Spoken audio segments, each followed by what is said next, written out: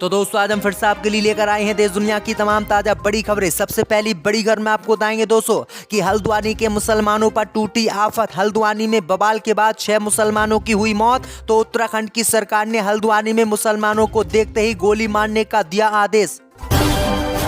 Israel Hamas की जंग के बीच अमेरिका के बदले सुर। गाजा में हमलों पर अमेरिका ने जताया ऐतराज। इजराइल के खिलाफ कार्रवाई का किया ऐलान। अब 16 फरवरी को देश भर में चक्का जाम करेंगे किसान। 16 मार्च को दिल्ली करेंगे कूच। मोदी सरकार की बड़ी चिंता। बरेली में आज मौलाना तौकी रजा खान देंगे गिरफ्तारी। ज्ञानव्यापी मस्जिद के मुद्दे पर हैं नाराज। पाकिस्तान में हिंसा के बीच वोटिंग हुई पूरी। इमरान की पार्टी ने लगाया धांधली का आरोप। जयंत चौधरी ने अमित शाह और जेपी नड्डा से दिल्ली में गुपचुप तरीके से कर ली मुलाकात। डील हो गई पक्की, बीजेपी से गठबंधन का जल्द करेंगे जयंत चौधरी ऐलान। तो दोस्तों सभी खबरों को आपको एक एक कर बताने वाले हैं। वीडियो को लाइक कर चैनल को सब्सक्राइब कर दें। इसी बीच पर तो दोस्तों अगली खबर की ओर तो हल्द्वानी के मुसलमानों पर आई आफत। हल्द्वानी में बवाल के बाद सरकार ने लगाया कर्फ्यू। हल्द्वानी के मुसलमानों को देखते ही गोली मारने का सरकार ने दिया आदेश। दोस्तों आपको बता दें कि हल्द्वानी में मस्जिद और मजहार को तोड़ने के बाद हुआ बवाल अब तक शांत नहीं हुआ है। इस बवाल में अब तक 6 मुसलमानों की मौत हो चुकी है। वहीं इस घटना को लेकर उत्तराखंड के मुख्यमंत्री पुष्कर सिंह धामी ने उच्च स्तरीय बैठक बुलाई है और हल्द्वानी के उपद्रवी मुसलमानों को गोली मारने का आदेश दिया है। बिगड़ते हालात को देखते हुए उत्तराखंड सरकार ने हल्द्वानी में कर्फ्यू घोषित कर दिया है। इसके साथ ही दंगा करने वालों के खिलाफ UAPA के अंतर्गत कार्रवाई करने के भी पुलिस को आदेश दे दिए गए हैं। वहीं सीएम धामी ने मुख्य सचिव और पुलिस महानिदेशक के साथ हालात की समीक्षा की और लोगों से शांति बनाए रखने की अपील की। उत्तराखंड सरकार ने घटना के बाद हल्द्वानी में पैरा मिलिट्री फोर्स बुलाई है और यहां पर धारा 144 लागू कर दी है। वहीं धारा 144 लागू होने के बाद हल्द्वानी मुसलमानों पर आफत आ गई है। इस बीच पर तो दोस्तों अगली खबर की ओर तो गाजा पट्टी में इजराइल के हारने के बाद अमेरिका के बदले सुर। गाजा में हमले पर जताया ऐतराज। फिलिस्तीनियों की मदद का किया ऐलान। दोस्तों आपको बता दें कि इजराइल और हमास के बीच खूनी जंग तेज होती जा रही है। नेतन्याहू ने हमास के युद्ध विराम के प्रस्ताव को खारिज कर दिया है। इस बीच अमेरिका नेतन्याहू की इसी बात से नाराज हो गया है और उसने गाजा पट्टी में इजराइल के हमलों का विरोध किया है और इस पर ऐतराज जताते हुए इजराइल के खिलाफ कार्रवाई की मांग की है। अमेरिका ने कहा कि गाजा पट्टी में इजराइल के सैन्य हमलों में मरने वालों की संख्या बहुत अधिक हो गई है। ये बयान तब आया है जब इजराइल ने हमास का प्रस्ताव खारिज कर दिया। दरअसल आपको बता दें कि इजराइल के प्रस्ताव खारिज करने के बाद अब अमेरिका आग बबूला हो गया है और वो इजराइल पर अब भारी कार्रवाई करने वाला है, जिससे यहूदियों को बड़ा झटका लग सकता है। इसी बीच पर तो दोस्तों अगली खबर की ओर तो अब 16 फरवरी को देश भर में किसान करेंगे चक्का जाम। 16 मार्च को दिल्ली कूच करेगी किसानों की टोली। मोदी सरकार की बड़ी चिंता। दोस्तों आपको बता दें कि लोकसभा चुनाव से पहले एक बार फिर से किसान आंदोलन दिल्ली में शुरू होने जा रहा है। खबर सामने निकल कर आई दोस्तों की भारतीय किसान यूनियन के राष्ट्रीय प्रवक्ता राकेश टिकैत 16 फरवरी को पूरे देश में चक्का जाम करेंगे। 14 मार्च को दिल्ली के लिए कूच करेंगे। इसके लिए किसानों ने तैयारी कर ली है। उन्होंने कहा कि सरकार वादा खिलाफी कर रही है। किसान MSP की मांग कर रहे हैं लेकिन सरकार नहीं दे रही है। भारतीय किसान यूनियन के राष्ट्रीय प्रवक्ता राकेश टिकैत को चप्परगढ़ पेट्रोल पंप से इकट्ठा होकर जेवर के मेहंदीपुर गांव पहुंचने पर पुलिस ने यहां पर इनको रोका है। वहीं दिल्ली कूच करने के लिए मना किया है, लेकिन राकेश टिकैत ने कह दिया है कि हम 14 मार्च को दिल्ली कूच करेंगे और पूरी तैयारी है। बीजेपी में दम है तो वो हमको रोक ले। यानी किसान आंदोलन फिर से देश में शुरू होने जा रहा है, जो मोदी सरकार की खटिया खड़ी कर सकता है। इसी बीच पर तो दोस्तों अगली खबर की ओर तो पाकिस्तान में हिंसा के बीच वोटिंग पूरी। इमरान की पार्टी ने लगाया धांधली का आरोप। दोस्तों आपको बता दें कि पड़ोसी मुल्क पाकिस्तान में हिंसा और आतंक के बीच गुरुवार को संसदीय और प्रांतीय चुनाव के लिए वोट डाले गए। सुबह 8 बजे शुरू हुई वोटिंग शाम 5 बजे खत्म हो गई। फिलहाल वोटों की गिनती पाकिस्तान में जारी है। मतगणना की प्रक्रिया पूरी होने के बाद नतीजों का ऐलान पाकिस्तान में किया जाएगा।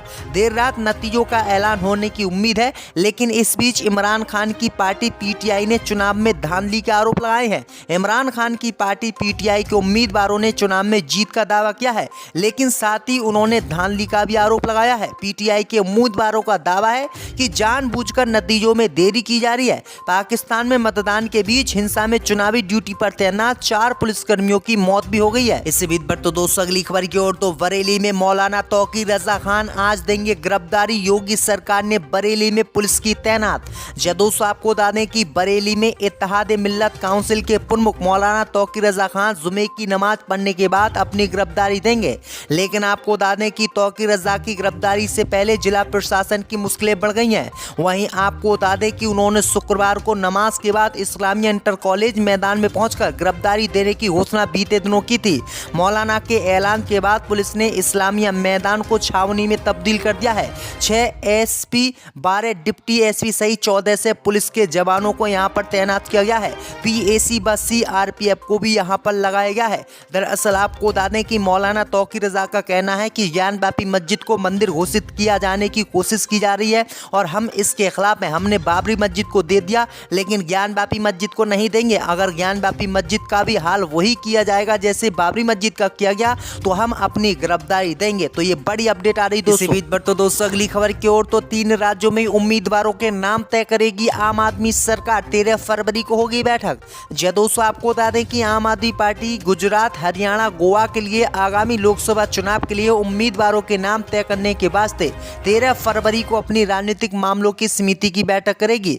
पार्टी के एक सूत्र ने शुक्रवार को इसकी जानकारी दी है और बताया है कि इंडिया गठबंधन में साझेदार कांग्रेस के साथ सीट बंटवारे को लेकर वार्ता के लंबे समय तक खिंचने से नाराजगी का संकेत देते हुए आपने लोकसभा चुनाव के मद्देनजर गुवाहाटी समेत असम की 3 सीट के लिए बृहस्पतिवार को अपने उम्मीदवारों के नाम की घोषणा कर दी है। सूत्रों ने कहा कि गुजरात, गोवा, हरियाणा में उम्मीदवारों के नाम तय करने के लिए पार्टी पीएसी 13 फरवरी को करेगी। तो ये बड़ी अपडेट आ रही दोस्तों। इसी बीच पर तो दोस्तों अगली खबर की ओर तो हल्द्वानी हिंसा को लेकर स्थानीय विधायक ने प्रशासन को ठहराया जिम्मेदार। कहा मामले में की गई जल्दबाजी। दोस्तों आपको बता दें कि गुरुवार को हल्द्वानी में हुई हिंसा ने भीषण रूप धारण कर लिया है। इस बाबत में सैकड़ों लोग घायल हुए हैं। पूरे शहर में कर्फ्यू लगा दिया गया है। इसके साथ ही मुस्लिम उपद्रवियों को देखते ही गोली मारने के भी आदेश दिए जा चुके हैं। वहीं आपको बता दें कि अब इस मामले में हल्द्वानी के विधायक सुमित का बयान सामने आया है। उन्होंने कहा कि आज़ादी से लेकर आज तक हल्द्वानी में कभी भी इस तरह की घटना नहीं हुई थी। यहाँ हमेशा अमन चैन और एकता का माहौल रहा है। हाईकोर्ट ने इस मामले की सुनवाई की तारीख 14 फरवरी तय की थी। फिर भी शासन प्रशासन ने जल्दबाजी करके मस्जिद और मदरसे को तोड़ दिया और इस घटना को अंजाम दिया। तो ये बड़ी अपडेट आ रही दोस्तों कि विधायक ने पुलिस और प्रशासन पर हिंसा फैलाने का आरोप लगाया है। पर तो दोस्तों अगली खबर की ओर तो जयंत चौधरी ने अमित शाह और जेपी नड्डा से की गुपचुप तरीके से मुलाकात। डील हो गई पक्की। बीजेपी से गठबंधन का जल्द होगा ऐलान। दोस्तों आपको बता दें कि आरएलडी के अध्यक्ष जयंत चौधरी जल्द ही इंडिया गठबंधन से अलग होकर ऐलान कर सकते हैं। सूत्रों के अनुसार जयंत चौधरी ने केंद्रीय गृह मंत्री अमित शाह और बीजेपी अध्यक्ष जेपी नड्डा से बुधवार को दिल्ली में गुपचुप तरीके से मुलाकात की है। इस मुलाकात के बाद यूपी में भी इंडिया अलायंस का टूटना लगभग तय माना जा रहा है। सूत्रों के अनुसार अमित शाह और जेपी नड्डा से मुलाकात के बाद लगभग तय हो गया है। जयंत चौधरी और बीजेपी के बीच डील पक्की हो गई है। इंडिया टीवी को पुख्ता खबर मिली है कि जयंत चौधरी बीजेपी के साथ आएंगे और वो लोकसभा चुनाव लड़ेंगे। वहीं आपको बता दें कि बीजेपी जयंत चौधरी को 9 लोकसभा की सीट देने के लिए तैयार है, जबकि अखिलेश यादव उनको मात्र 7 ही सीट दे रहे थे। तो ये बड़ी अपडेट आ रही है दोस्तों। तो दोस्तों अगली खबर की ओर तो बाबा सिद्दीक जल्द ही राष्ट्रवादी कांग्रेस पार्टी में होंगे शामिल। अजीत पवार ने किया ऐलान। दोस्तों आपको बता दें कि महाराष्ट्र के उप मुख्यमंत्री और राष्ट्रवादी कांग्रेस पार्टी के प्रमुख अजीत पवार ने पूर्व कांग्रेस नेता बाबा सिद्दीक द्वारा गुरुवार को पार्टी से इस्तीफा देने के बाद कहा कि वो जल्दी एनसीपी में शामिल होंगे। इसके साथ ही पवार ने यह भी कहा कि रविवार को कुछ और बड़े नेता एनसीपी में शामिल हो सकते हैं। समाचार एजेंसी एएनआई के अनुसार शुक्रवार को पुणे में पत्रकारों से बात करते हुए डिप्टी सीएम अजीत पवार ने कहा कि बाबा सिद्दीक 10 फरवरी की शाम को एनसीपी में शामिल होंगे और 11 फरवरी को कुछ और लोग पार्टी में शामिल होंगे। बीते गुरुवार को कांग्रेस पार्टी से इस्तीफा देने वाले महाराष्ट्र के पूर्व मंत्री बाबा सिद्दीक ने कहा कि वह आगे बढ़ रहे हैं क्योंकि अब कांग्रेस पार्टी में उनकी कोई जरूरत नहीं है। इस्तीफे के बाद बाबा सिद्दीक ने कहा कि मुझे निर्णय लेना था और मैंने निर्णय ले लिया है। जब आपको कोई बात समझ में ना आए और बार बार कहे जाने पर भी उसमें सुधार ना हो तो आपको ये समझ लेना चाहिए कि आपकी ज़रूरत नहीं है और आपको आगे बढ़ना चाहिए। तो मैं आगे बढ़ गया हूँ। इजराइल में लगातार सैनिक मारे जा रहे हैं और हमास इजराइल के सैनिकों की लाशें बिछा रहा है। इसी बीच बढ़ते दोस्तों अगली खबर की ओर तो कांग्रेस के इंडिया गठबंधन को एक और झटका। नीतीश फिर बदलेंगे पाला, बीजेपी में वापसी को मिली मंजूरी। जय दोस्तों, आपको बता दें कि लोकसभा चुनाव 2024 से पहले विपक्षी दलों के इंडिया गठबंधन को एक और झटका लगने जा रहा है। खबर सामने निकल कर आई दोस्तों कि अब इंडिया गठबंधन को बनाने वाले नीतीश कुमार इससे अलग हो सकते हैं। सूत्रों के मुताबिक नीतीश कुमार फिर से पाला बदल सकते हैं। उनके दोबारा से बीजेपी में जाने